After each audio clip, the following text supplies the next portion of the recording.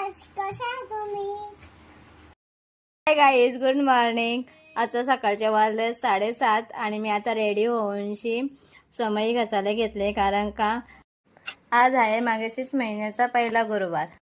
जर तुम्ही माझ्या चॅनलला सबस्क्राईब नसेल केलं तर जाऊन प्लीज तुम्ही माझ्या चॅनलला सबस्क्राईब करा आणि लाईक शेअर पण करा.